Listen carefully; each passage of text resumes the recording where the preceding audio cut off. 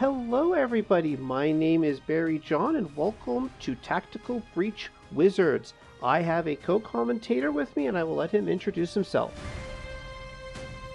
Hi, it's Laylight. You may remember me from other co-commentary, so I'm here again. So Tactical Breach Wizards is a tactical squad weird thing, which it's a puzzle solver. I described it to someone else who was asking about it as kind of like XCOM meets Into the Breach. Yeah.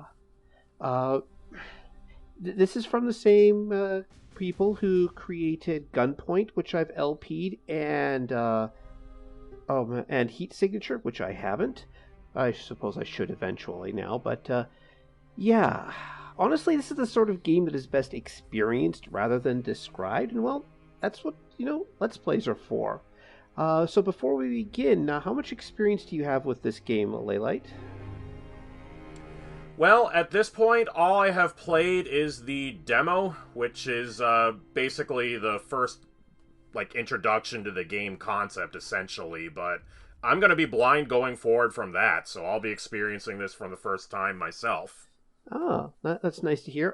For what it's worth, I have completed the game. I've even done some of the post-game stuff on a separate save file. So play, start new game, and I'm just gonna... Well, you've been very busy then. Oh shit. I think my first game... Oh god. My post game has been overwritten. Is this a cloud save mishap here? Yeah, I think so. Crap, well that's okay. I get to do it all over again, and I'm going to enjoy the heck out of it. Alright, week 4 onwards then. Yep. Yes, I want to do that. Difficulty, honestly, this game is extremely forgiving about everything, and I'm just going to start on default difficulty because, honestly, that's the best way to experience it.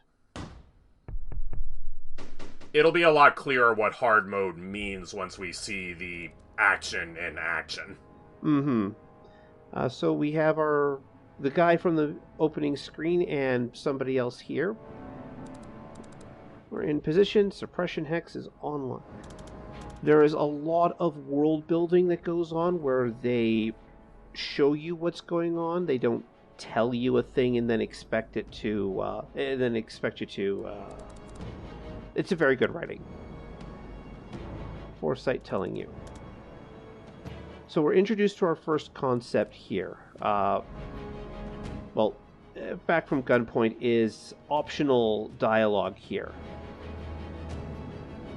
But sure, if our partner here is losing their touch, we'll pick up the slack.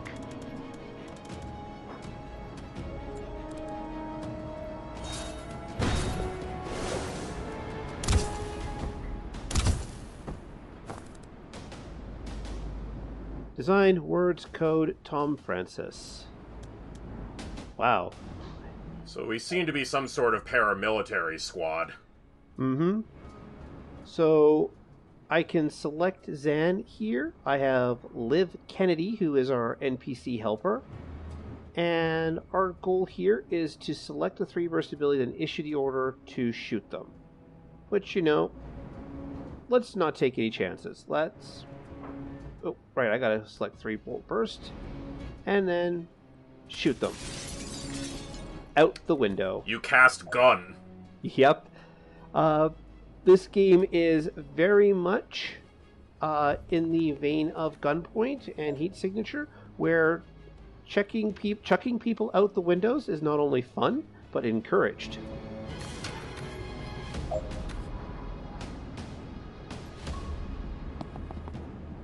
And we are done.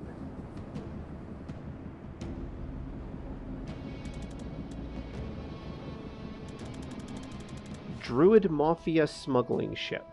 That's interesting.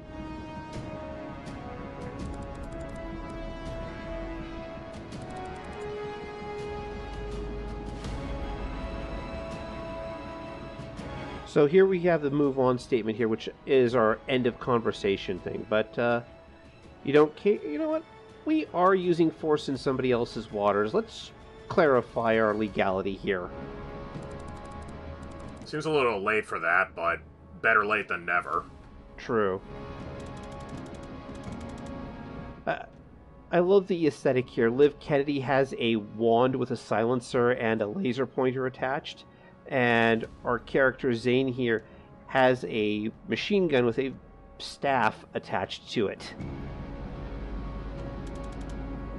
Well, yeah, you've got to be able to repeat those spells, like semi-automatic.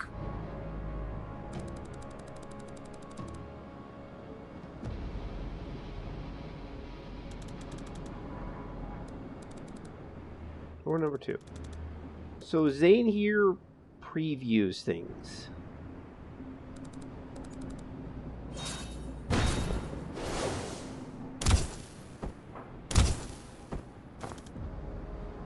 It's only 2. Oh, wow. Alright, so moving... We're still in tutorial mode here, so we're getting instructions at the top here. We can right-click to move.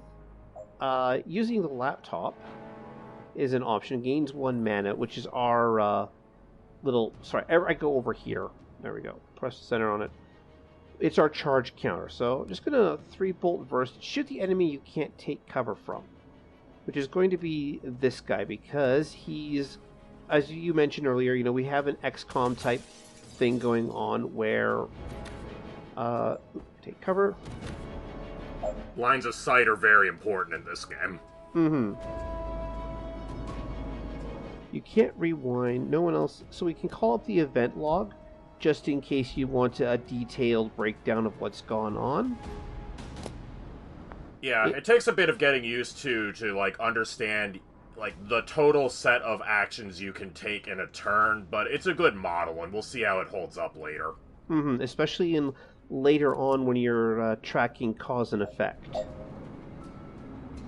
Knock out all enemies and open the secure door. Well, let's just open up the laptop and then shoot this guy. Yeah, I mean, a lot of this, I mean, that's kind of the point of any tutorial, but it's just to kind of get used to how many, like, what order you can do things in, how much you can shuffle them around, and just how much you can get done in one turn. In this case, like, you can move and shoot and take cover, like, all in one turn. Mm-hmm. Action economy does become important, especially later on. And a great oak in a ghillie suit.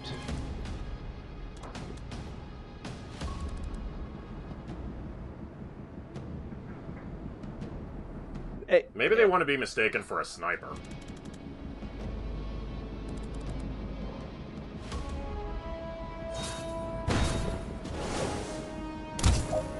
Hey, you took out the sniper!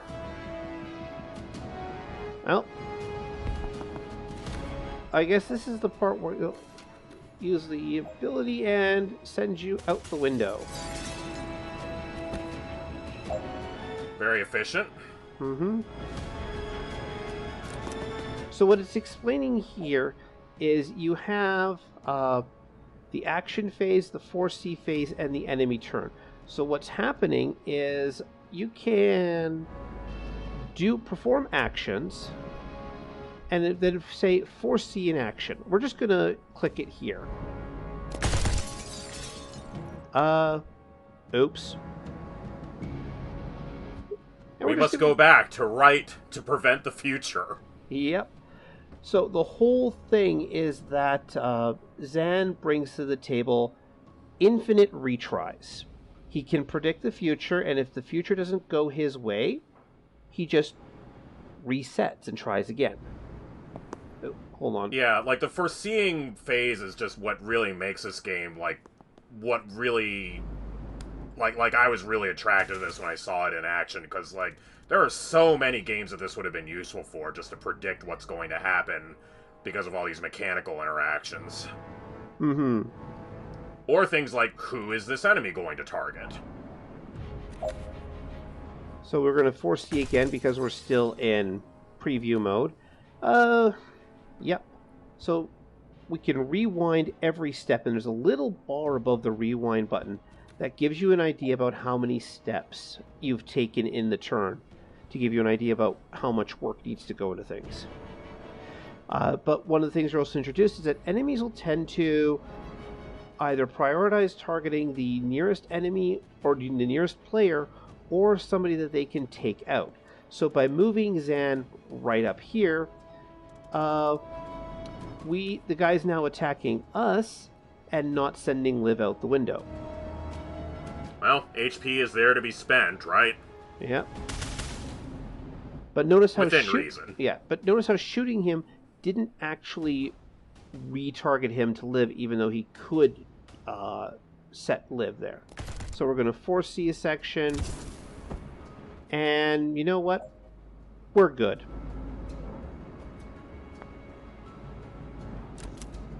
Yeah, commit is definitely the right word there, in multiple senses of the word. Mm-hmm. And then we're done for the turn, so we're just going to end it.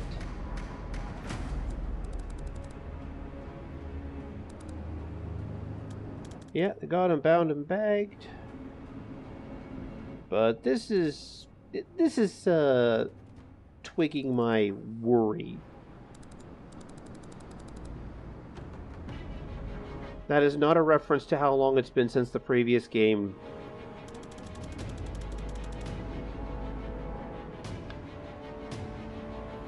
Keep this comment in mind later for his character development.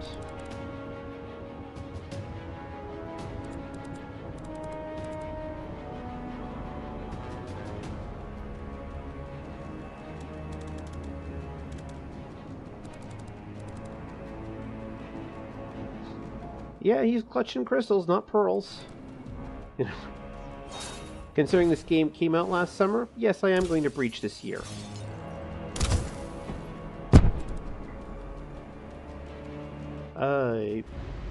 That's not something. Here, let me scroll in a little bit here. Where's my... That is a... That looks pretty ugly. Yeah, that is a spider on top of somebody. You only have time to deal with... But here, well, we have a problem. We can move up here.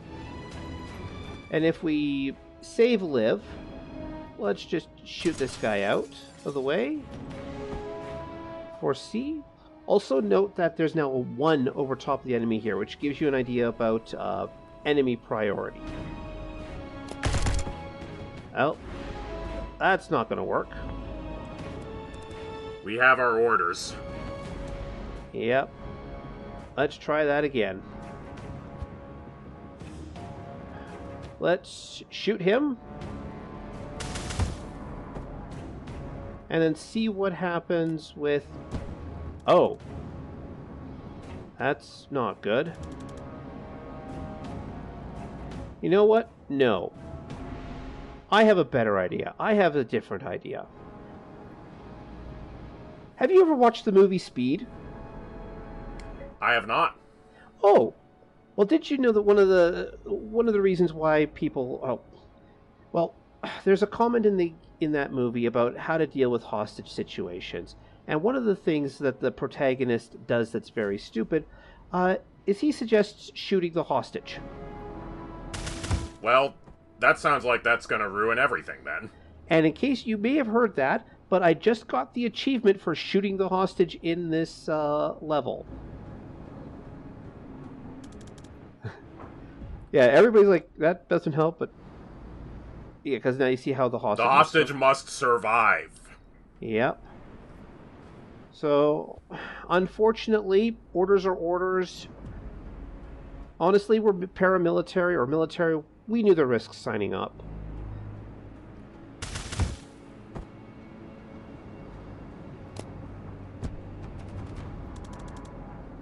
Unfortunately, we've got the hostage, but I don't like it. There's no good answer to this one. But we cannot rewind after I've confirmed the action here.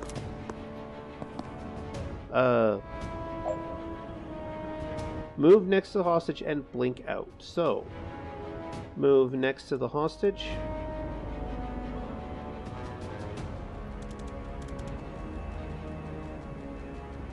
And you know what? I don't feel like taking vengeance. Let's just leave. They're not worth the bullets. No.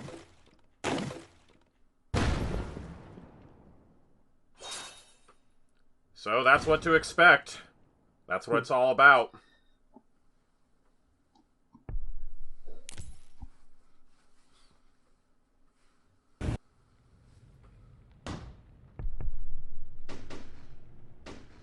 Now ish.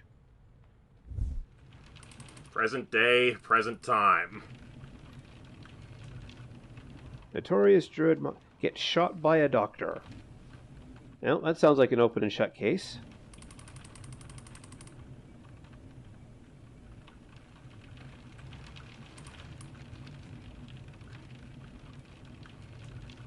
That's... And meet Jen, our other deuteragonist for the game. Just establishing the facts. You know what? She looks like the sort of person who likes being near places. Don't you agree? Well, you can be as snarky or as straightforward as you want. You've got options. Mm-hmm.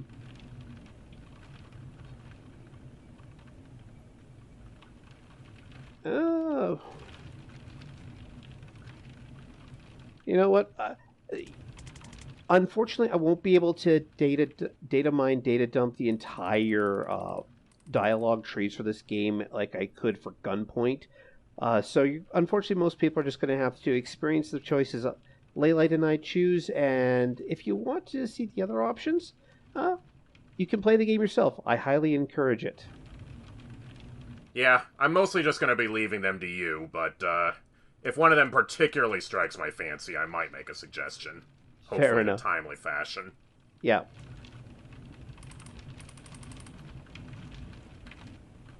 Ouch. That burns. Look, PI work always has dry spells. Sorry. Alright, good enough. Sorry, my bad. My bad. It's all good. Reaching glyphs and you find a Wexler already dead. It makes sense. There would be standardized magic for occupations. Yep. White-haired woman, good-looking, smartly dressed, except for the surgical gloves. Oh, and a gun.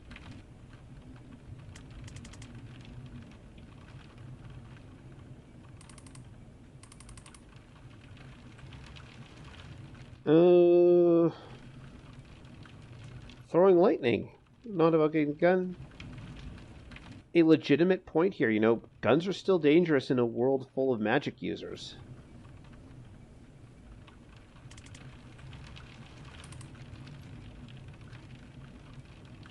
Well, let's be honest, there's only one option here.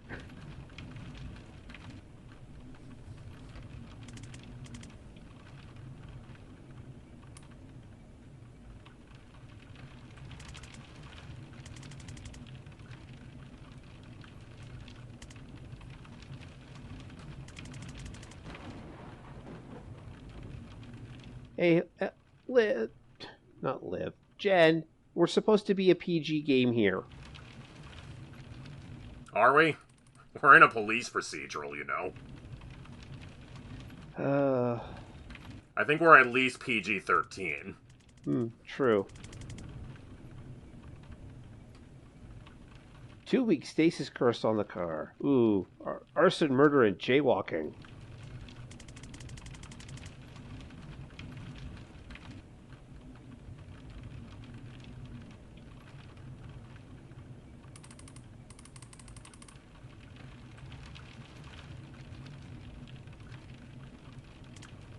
Well, I appreciate the candor.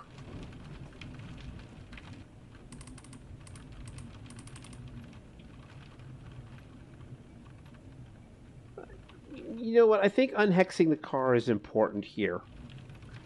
I mean, criminals come and go, but wheels are forever.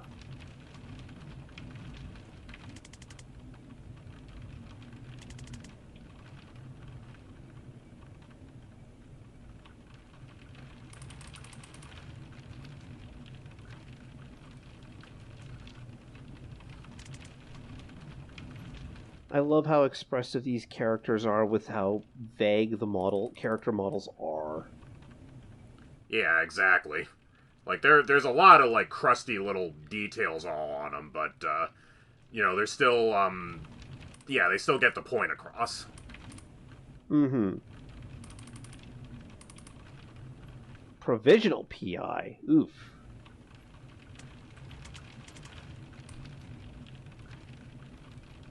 You can tell these people have history. Hmm. Why are the fire alarms going off? Maybe the fire alarms are on fire.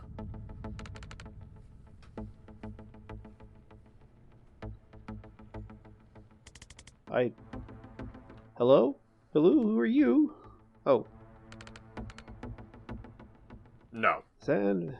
No, he was in the previous mission. This is Jen.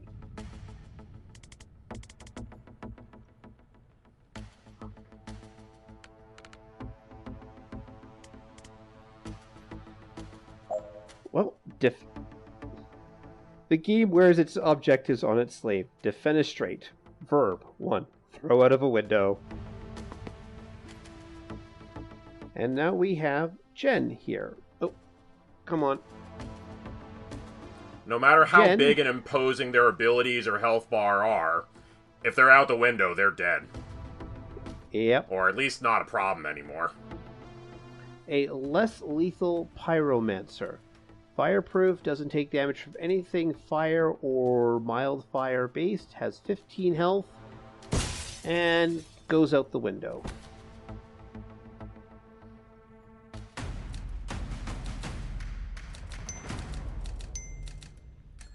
Alright, S rank. Yep. Hey!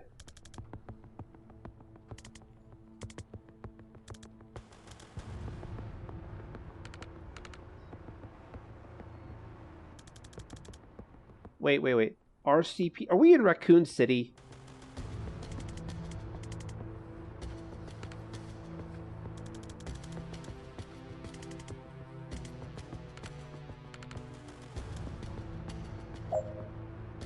Alright, so save Zan this turn. So each of these guys is going to deal 2 damage to Zan. All 3 of them are going to act and target him. So our objective now is to clear him of being knocked out this turn. But it's our... I appreciate that each of these enemies has names. That can be helpful. Mm-hmm. They are semi-randomized in different playthroughs. For example, this guy won't be fair play if you play the game yourself. But the tooltip is suggesting we check out our chain bolt. So it pushes people to... So it pushes somebody, and then we can link it to another person.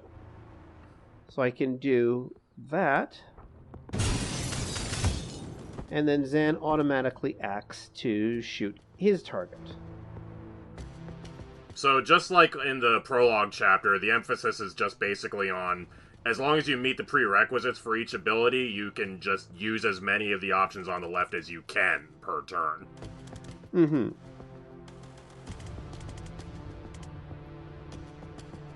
Slow pull. There we go. So we get to have our cake and eat it too. We get to throw people out the window and not technically kill people. Technically. Yeah. But they won't be bothering us for a while.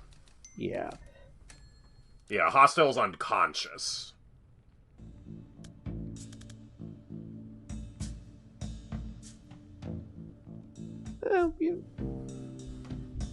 Yeah, you know what? Today does not seem like a good day. Being almost arrested, almost set on fire.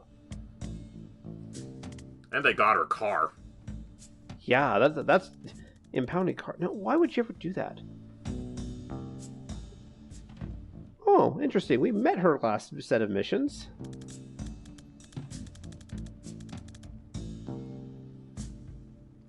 Oh, just jumping right into that, aren't we?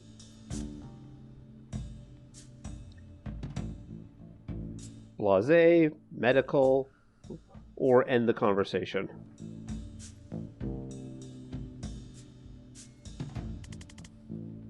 your call. All right, there you go. It's becoming an issue.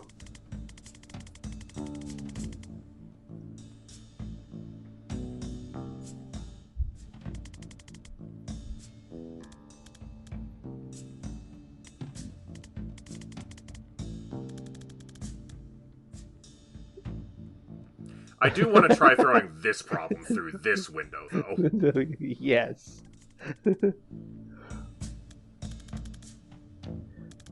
But it's reminding you that, so coming from the side to set up. And what we're getting here is you can change where you, on some maps, you can change where you start,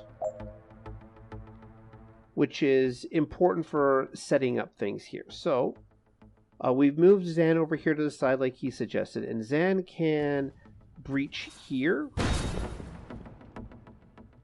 Because the idea is we're going to try to knock this guy out the window here. But you'll also notice that he's got an action queued up, which means he'll walk in and he'll hit Zan in melee if he needs to.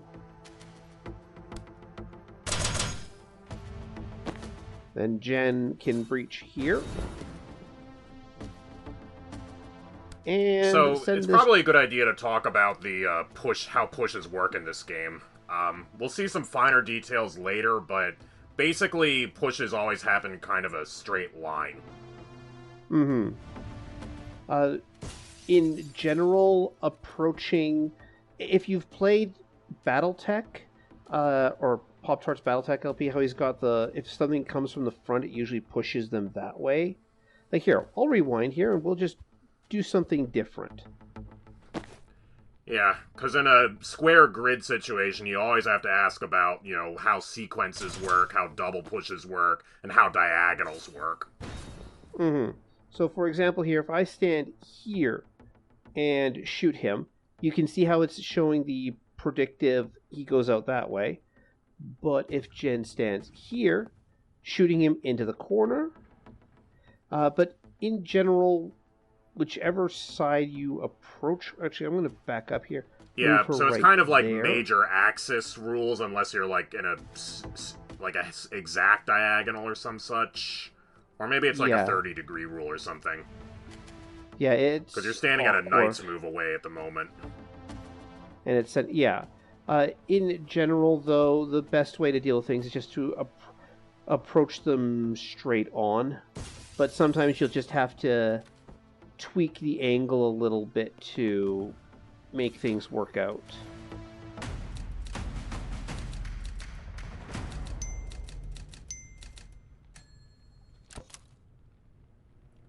Like, I'll call attention to this. There is specifically an entry on the ranking screen that counts defenestrations. That is how on theme this game is.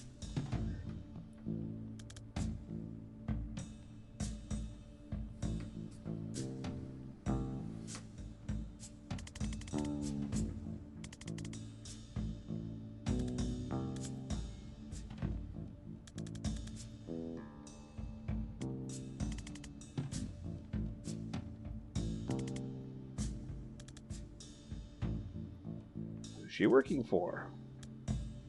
Reactor.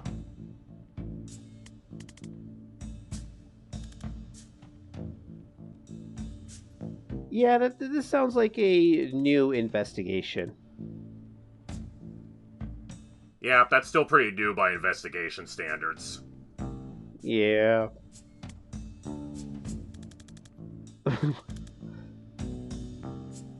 Okay, he's admitting he's a specialist. Fortunately, we happen to have a PI on screen right now. Provisional private investigator.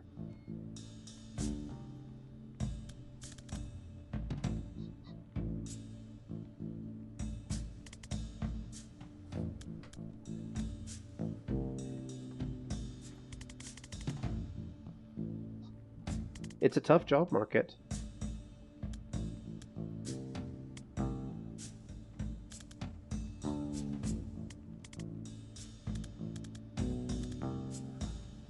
Wait. That's a problem. That's a problem. But you have an excellent plan. You gotta turn it around.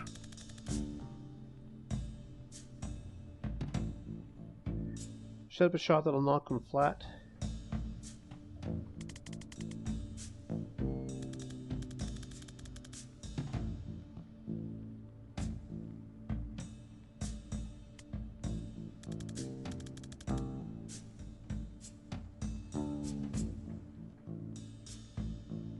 Interesting.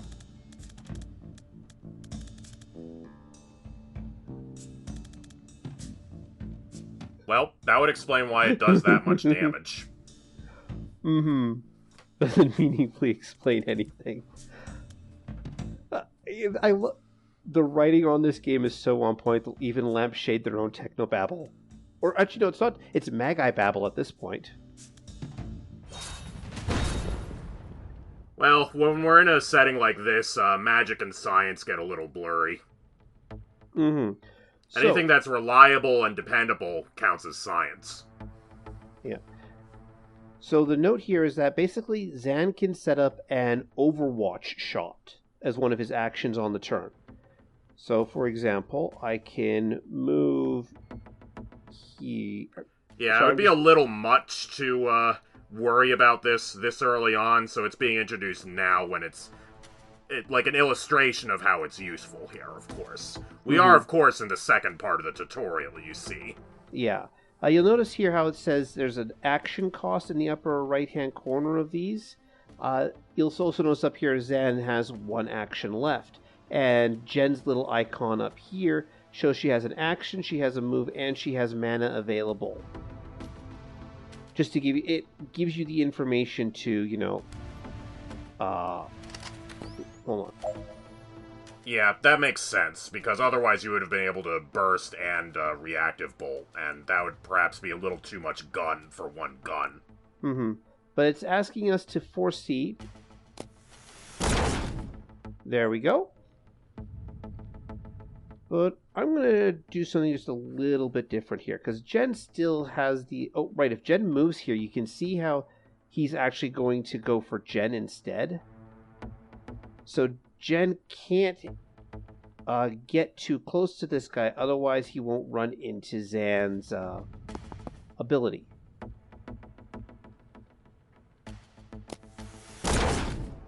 But moving Jen those extra tiles forwards helps in later turns, you know.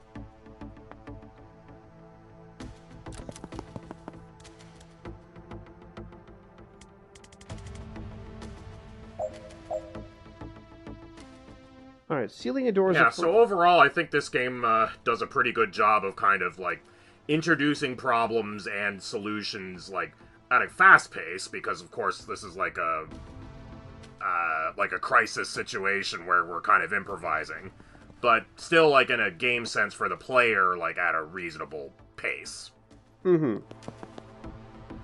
Now, the thing about Zan's... also, you can kind of squeeze past that enemy. Yeah, because you can move on the diagonal here. But the important part about the predictive bolt is that you can't... you can't aim it at where an enemy currently is, but you can aim it downrange at your allies if need be to provide a cover fire for them. In case somebody runs up to them, you can have Zan set up an Overwatch to shoot them. 2 actions unused, right? Because Jen has an action. It's not really like a piercing bolt. It's just a heavy bullet. Mm-hmm. Like that. Alright, Zan, run up there and seal the door. Also notice that sealing the door gave Zan an extra point of energy for future use, if that ever makes a difference. But that should end the turn, because we don't have any more enemies coming in. 0 defenestrations. I am so sad. Well, maybe if we're lucky, someday we'll get to make our own windows. Mm-hmm. Alright, so, hold on a second. Where's my... Sorry, I'm just trying to... Hold on, This might be a good opportunity to move the camera, because it's a little easier to see what's going on from a different angle. Yeah, control options. Next wizard, previous wizard, zoom, pan down.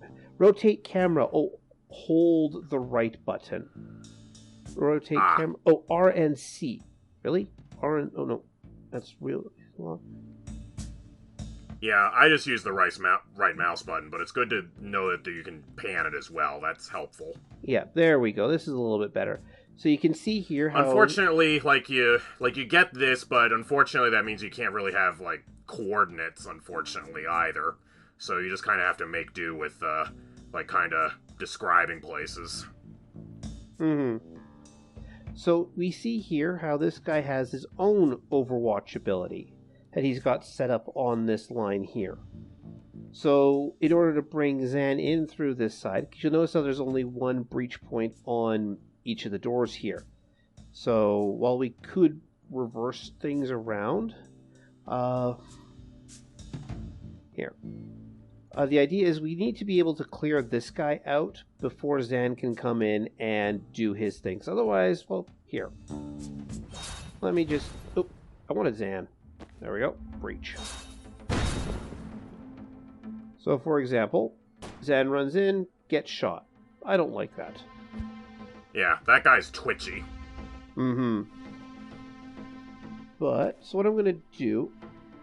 We need to clear him because Zan can Overwatch kill this guy easily enough. We've seen with this guy's got 2 health. Jen's got that as an option. So I'm going to chain bolt this guy and then chain bolt this guy. I appreciate that even though, like, obviously all these are police officers and so they're all in uniform, at least their silhouettes are different and, like, their design and, like, the UI elements still make it very clear, like, who's who and what kind of enemy they all are. Mm-hmm. Like, you can see how he's got the riot shield and the baton there. Now, let me just reset the camera. Come on. There we go. And then Zan can breach. And then line up the predictive bolt this way.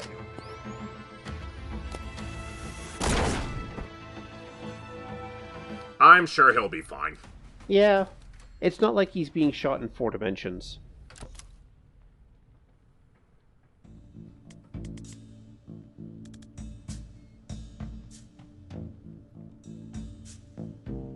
Actually, that is an interesting question. Like, why haven't we just jumped out a window?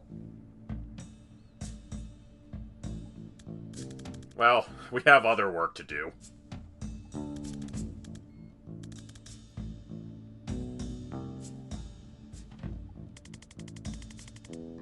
Also, if we jumped out a window, then we'd be slow falling, and then, like, somebody could just take the stairs and go greet us when we fell down much later. Good point.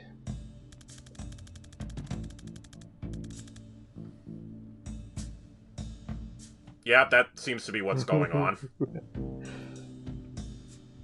Transcendentile. I did forget 3. You got a suggestion here, or should I just click? Sure, but there's no sense rushing. Slow means smooth, and smooth means fast.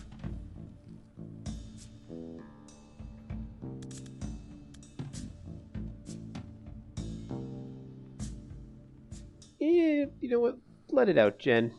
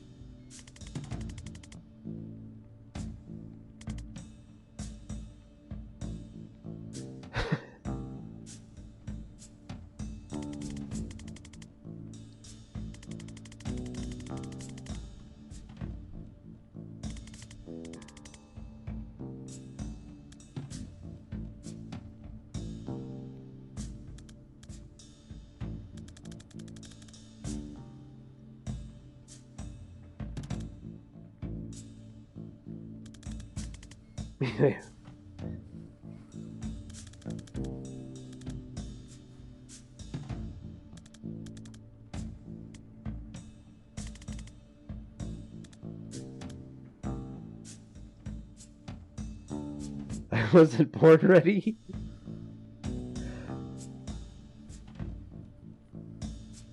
You know what? Well, Jen is still very much her own character, though, so... Oh yeah.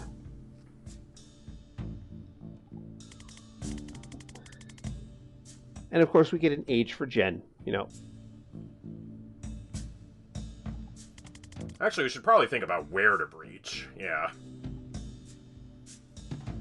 A reminder that you don't have to always go in through the suggested options here.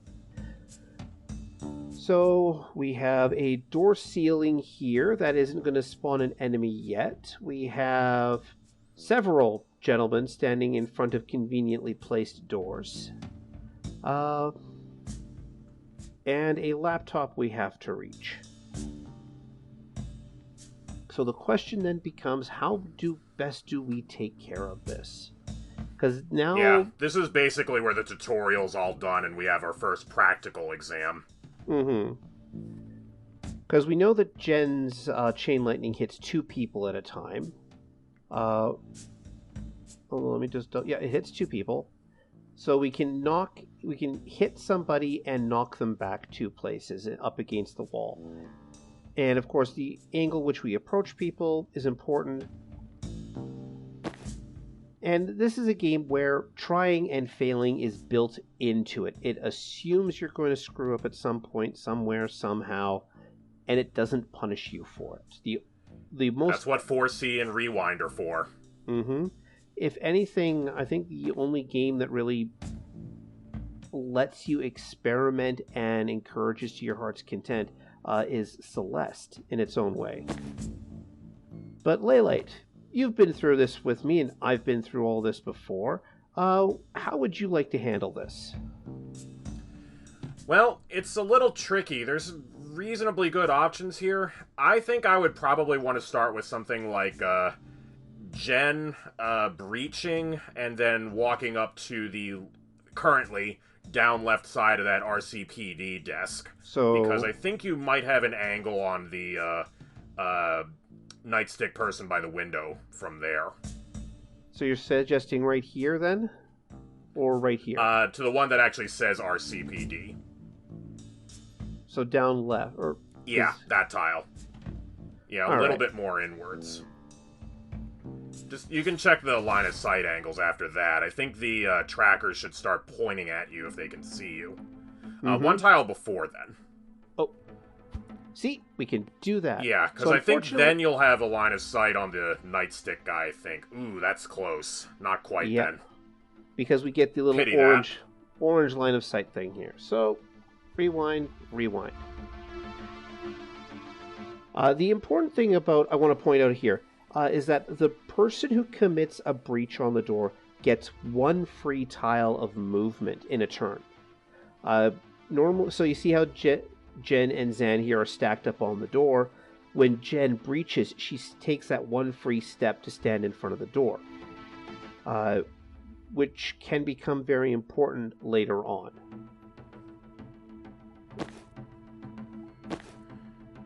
Alright, but... because this guy is an easy so there's certainly like a greedy play that you can try and do to hit 2 people out of windows, but the one other angle I can actually see, I believe the chain bolt still pushes people 2 tiles instead of 1. Is that correct?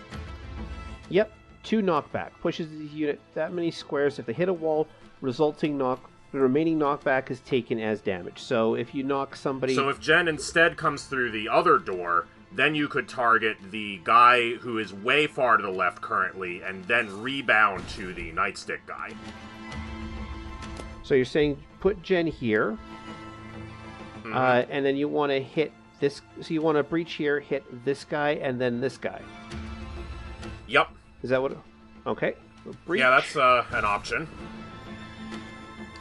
We might have to move out of the way of those trackers on the right, though. Maybe, like, end by taking cover or something.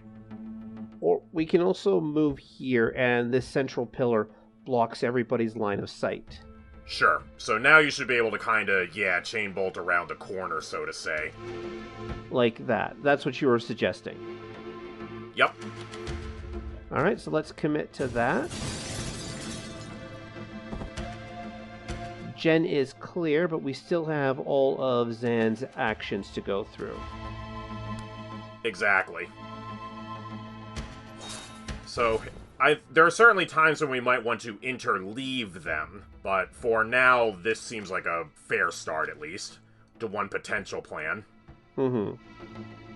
Unfortunately, if Zan's in a position to knock this guy out of the window, he's going to be set up to be these guys to shoot him. But we do remember that taking cover basically prevents people from shooting at him. Exactly. And we don't have to solve all our problems by shooting them out the window. We could just shoot them into a wall, too. And these guys are effectively the same, so I'm going to make an executive decision and hit the fire extinguisher. Sure. It's nice and dramatic. You get like a nice spark that way.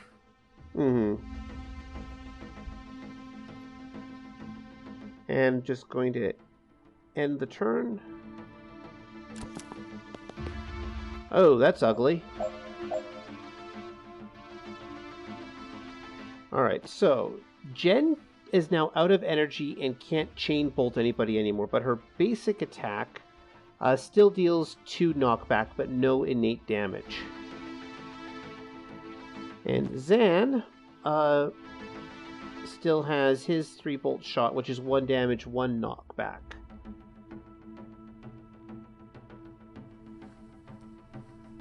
So we could try to knock this. Zan's in a position just to simply knock this guy out. Jen can knock one of these guys out and then take cover. This is an easy turn to resolve. It's just not going to be glorious, shall we say. That's fair. It takes work to get to glorious stage, unfortunately. And that's kind of the sense in which this starts becoming a puzzle game, is if you really start, micromanaging absolutely everything you're doing to get the low turn count. I would recommend not worrying about that so much on the first run, mostly just trying to keep things clean and simple. The new game, or I won't say the new game plus stuff, the post-game does let you replay missions with all of your toys intact.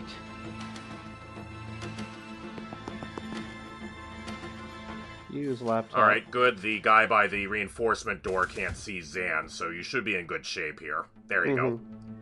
And because it doesn't cost me anything, I'm just going to predictive bolt out the window.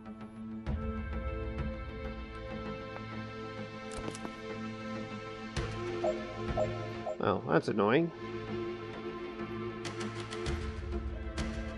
But I have...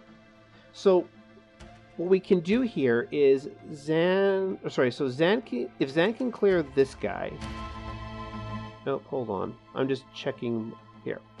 Jen shoots this guy. Can Jen fire and then move? Yes. Static blast and then move? Yes. Yeah, that order of operations can matter, because then you can, say, clear that Barossa out from the door and then seal the door. So, shoot there. Move there.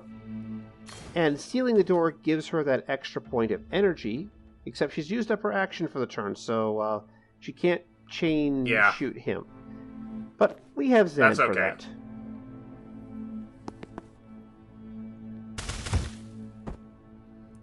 Alright, nice pincer formation there. And there's the log for the entire map. Ooh. Come on, there we go.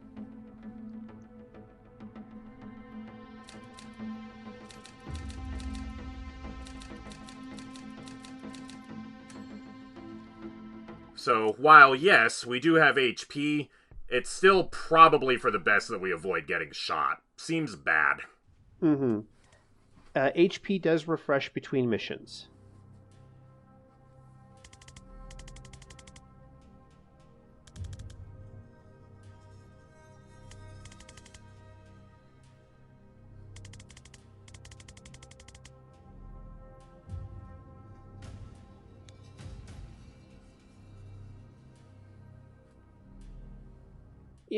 Jen strikes me as the sort of person who would deal with things in the very legal and a paperwork appropriate manner, don't you? Or would you just look for the I keys? don't know about that. Yeah. Oh.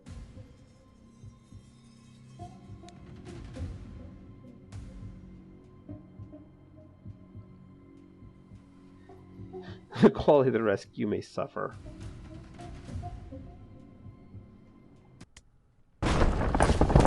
Ow! Ow! Bright lights.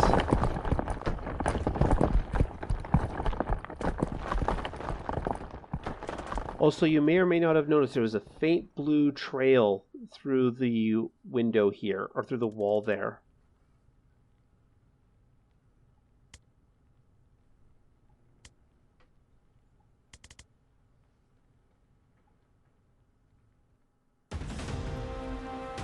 Man, transcending time is cheating. Yeah. Oh, he's reading his books. There's the chief, and there's our pyromancer. Yeah, I don't think long-term consequences are going to be an issue. That's for later. We'll worry about those later. Yeah, in the long term.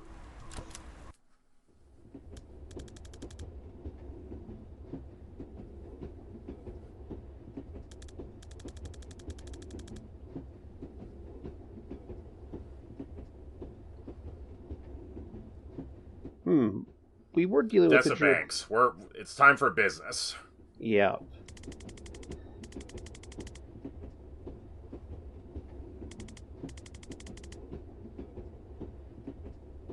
Sounds like a mob execution, not a patient.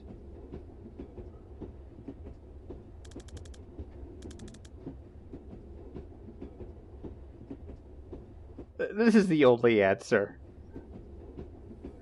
I mean, if you were a magical doctor, wouldn't you shoot your patient in the head first as a power move?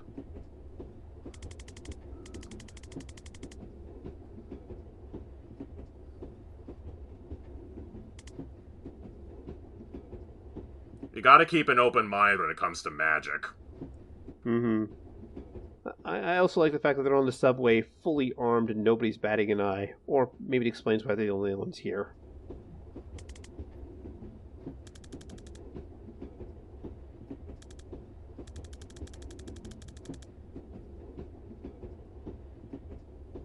That seems overpowered. Especially in a turn-based strategy game. I mean, can you imagine if you could ignore turns in a turn-based strategy game? I have an infinite number of actions per turn.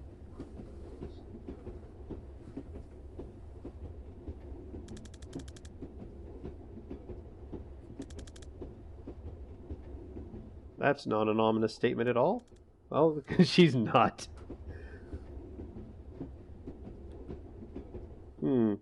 Professionalism or personal? Dig into the life story.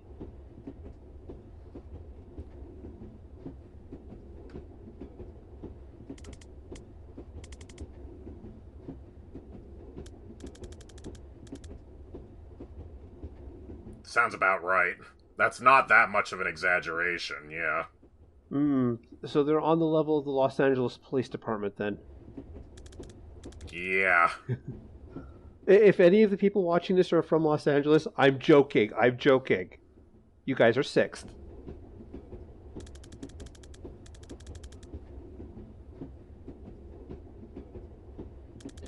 But he does make a point here. Like, if Liv Kennedy is basically an equivalent of a nuclear weapon, why are you going after rent-a-cops? Not even rent-a-cops, just regular cops with that. That's completely overkill. It's just like how aliens always invade Tokyo or New York City and not, like, someplace in Nebraska. Apologies to Nebraska. I was going to say, I thought Footfall, the aliens in Footfall landed in Nebraska or Kansas. I'd have to double check, reread the book. Oh, I might have to look into that then. Yeah. Today was... World War V? Yep. And we're in the southern hemisphere, not the northern hemisphere, just to help drive home the fact that, this isn't, Earth, but with magic. Or the magnetic axis changed. Who knows?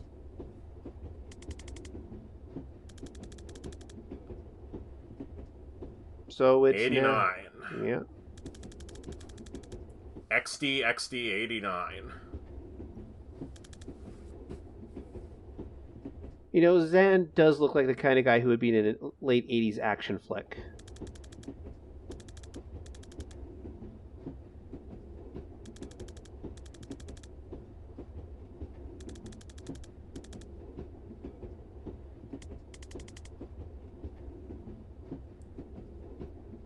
Yeah, there's a lot to unpack here. But hey, he has a map. Alright, so we got some experience points from actions placed. Don't worry too much about this. By the time it's not going to make much of a difference. It's more of a progression through the game thing than anything else. Yeah, it's a way to make, replays different from one another. Mm-hmm. So right now we can upgrade the static blast for her Tonfa dagger thing here. That if she uses it adjacent to an enemy, it generates +2 knockback. So if she's right up in somebody's face, that's 4 tiles she can move them, or 4 damage if she's got them trapped up against the wall. Chain Bolt deals +2 knockback to the final target at this point, or we can give it an extra target to hit 3 targets on the map at a time. There are no. It's early yet, but it's still an interesting contrast because, there's different schools of thought. Do you want to upgrade the bog standard thing you're using nearly every turn, or do you want something that's really flashy, you can only use once, but it might solve a lot of problems for you? Mm-hmm. I'm going to say this. There are no wrong choices. There are no traps. Every option... Exactly. It's all personal preference. Yeah. Every option can and does work. Zane here, for example, hasn't quite earned his extra perk point yet, but you can see how he can deal an extra point of damage with his basic attack, or his predictive bolt can get reused, or if you set up actions on your turn, he gains mana from it, which, mana economy becomes a thing. So what do you think I should pick for Jen here? Just how do you want to... Well, you're the one playing. I think I have to put this back on you. All right. I went with point blank in the demo, but I think there's use cases for, of course, any of these. Yeah. My personal preference at this point is to throw down an extra target on Chain Bolt early on, because being able to hit 3 people at a time, it's an extra 50%. You're dealing with that's pretty impressive. Yeah, it's both practical and, at least for LP purposes, should make for some intriguing, bouncy shots. Mm-hmm. Especially as when we showed off on the last level there, you can shoot around corners. So what's better than shooting around one corner? Shooting around 2 corners. Exactly. And we got missions here, which we can move on to. The mission, you see the little star there, means we've completed all objectives, and if we come back to it in the post-game to replay them, we've done everything on them. We don't need to redo these things except, for style points. And speaking of which... Style. These are purely cosmetic, and when we're introduced to them, we will show how the game deals with confidence. During my personal playthrough, I had everybody in WizTac outfits except for one character who gets one particular costume option that I think is kind of the best option in general. But well, makes sense. If you're going to use these kinds of models, you might as well, let people dress them up. Mm-hmm. But obviously, I'd like to point out that these characters have these costumes with them or available. It's just, they got to build up their confidence to deal with them. It's not like, you're buying a fancy suit. But moving on.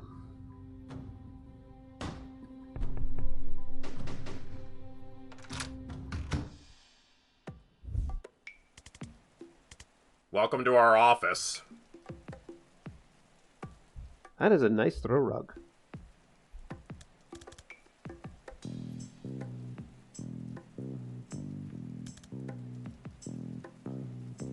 Okay. Well, at least it's a house. Mm-hmm. Your map, a printer, some thumbtacks, and like 40 meters of red string.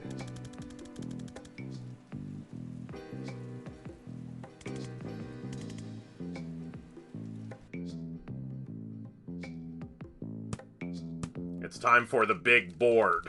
Yep. There we go. So, drag this to there. Come on, scroll it.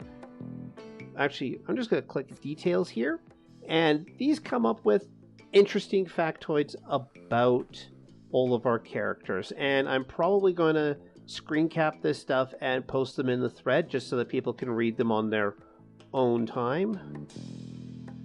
But yeah, this game has a lot of writing in it if you really just want to dig deep into it. But I appreciate that you can skip through it on like a second playthrough or something. Mm-hmm. Liv Kennedy. We don't exactly have a lot to go on at the moment, but hopefully we'll be able to pick up some more evidence soon.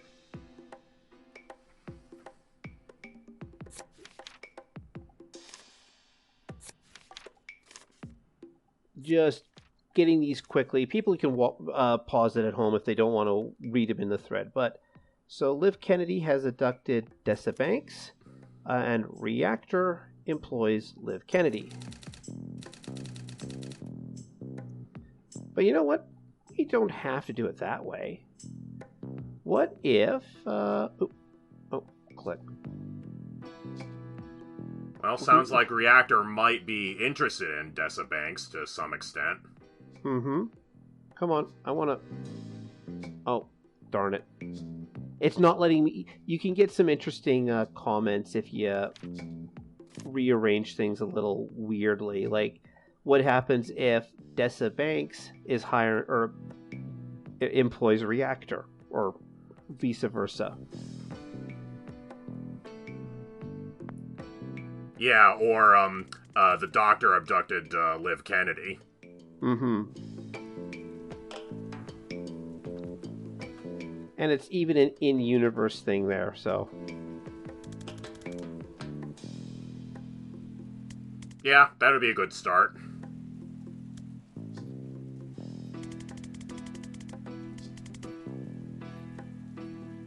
I suppose being a private investigator looking for people is a lot easier if you can just scry them. An arrangement with a pet shop downtown.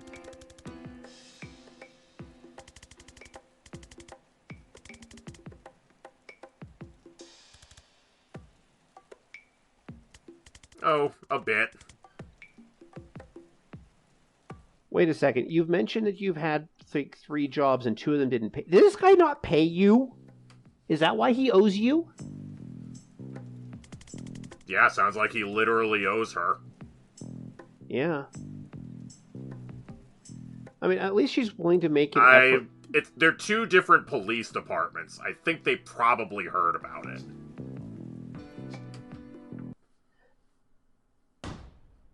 They have these things called telephones. Yeah. But you know what, everybody? It's been about an hour.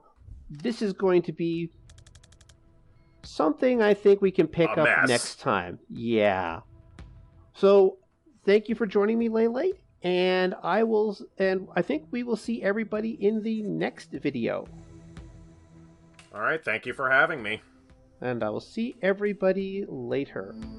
Stop.